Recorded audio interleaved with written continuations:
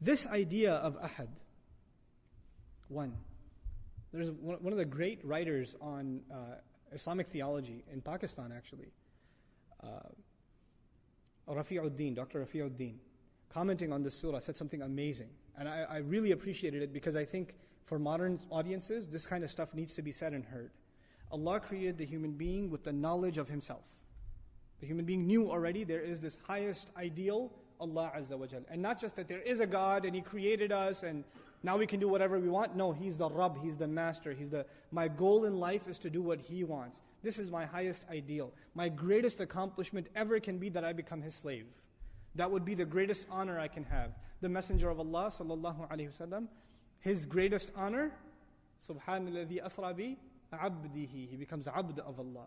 The slave of Allah is a great honor. That's the goal in life. And Allah pre-programmed that goal inside every single human being. But if you lose sight of that goal, it is like this, you have this thirst, this hunger inside you to fulfill that goal. Allah created you with that. But when your appetite is not filled with healthy food, what do you fill it with? If you don't get the right meal, are you going to say, I'm not going to eat at all? No. When a person is starving and there's no food of their preference, or there's no healthy food, there's even filth, barks of trees, will the human being still start chewing on that when it comes to that? They will. When you lose sight of Allah Azza wa Jal, and that no longer is your goal, then necessarily you will find a replacement. Necessarily. It is necessary to have something you aspire towards. That is the mission of your life. So the one who has found Allah, what happens to them? Inna salati wa nusuki wa mahyaya wa mamati lillahi rabbil alameen. It's very simple for them. The one who has really found Allah, their salah is for Allah, their sacrifices for Allah, their life and their death is now for Allah. The way they live, the way they eat, the way they sleep, what they want to do with their life, their long-term goals, their short-term goals, what are they going to do with their kids, why are they getting an education, where are they going to work, everything is now for Allah, that is their goal. But for the one who doesn't have that goal, they have to find another goal. And in old times there used to be idols, there used to be other religions, you find some other God. But in our times it's become far more pathetic. Far more pathetic. Now you have someone who's obsessed with their body and they're working out 18 hours a day. And their only goal in life is to just keep getting buffer and buffer. It's the only goal. Take steroid and look sharp, stay on top, keep in shape. Or there's this goal they set with their trainer. I got to do this many reps, or I got to do this many push-ups, or I got to get bench press this many pounds, etc. That's their goal. That has become their ilah.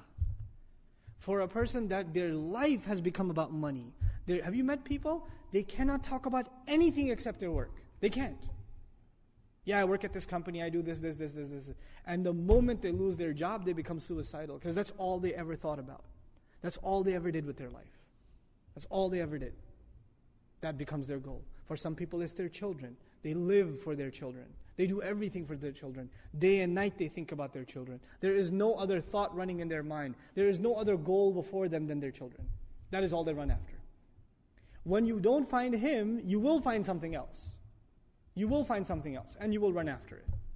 And you will give your life to it. And there is no exception among human beings. And today it could be even a slacker. And you could ask me, what about a slacker? You know those kids that play 20 hours of video games a day and don't get off the couch? Well, what is their goal? It is to entertain themselves. It is to fry their brain cells behind a screen. That is their ultimate goal. That is what they want to reach. And they're working hard to attain it every day. Right? That's what it becomes. These are the psychological implications of understanding Tawheed. It is easy to say Allah is one. But is He one in my life? Is He the one for me? Or do I have some other one that I'm running after? Or some other thing that I've put before myself? Allah asked this question rhetorically. He says, مَا غَرَّكَ رَبِّكَ الْكَرِيمِ. What deluded you from your gracious Master? What was so important to you that you ran after, that you couldn't come after this? Subhanallah. Subhanallah. So when He uses this word, Huwallahu Ahad, its psychological implications, its implications on our attitude towards Allah, and how we think about our life completely changes. Now there is nothing more important to me than making Him happy. Nothing more important to me than Him being pleased with me. Nothing more important to me than He forgiving me. Nothing more important to me that He would talk to me on the Day of Judgment telling me that I'm successful. He will look towards me. I will not be from the ones He turns away from. وَلَا يُكَلِّمُهُمُ اللَّهُ يَوْمَ الْقِيَامَةِ. Allah will not talk to them on the Day of Judgment. May Allah not make us from those people. These are some of the psychological implications of just internalizing ahad. Ahad. Just that word. What Allah is saying, this is who Allah is. This is what He's supposed to do. And I want to conclude, because it's time for salah, with the following. This is I can't quote Iqbal because I'm terrible at Urdu, but I'll tell you the meaning of the verse. Okay? Though I like the verse myself. So it's poetry. But he says what used to be, he's talking about, it's a poem about Tawheed. It's a poem about Tawheed. And he says what used to be something that burned in the hearts of men, is now a subject of abstract philosophical debate. That's what he says. Now what is Tawheed to us today? Debates, discussions, abstract discussions in theology that have no end to them. No end to them. But what it used to be was something that burned inside the hearts. Am I fulfilling the rights of ahad yet? Am I doing justice to that ahad yet?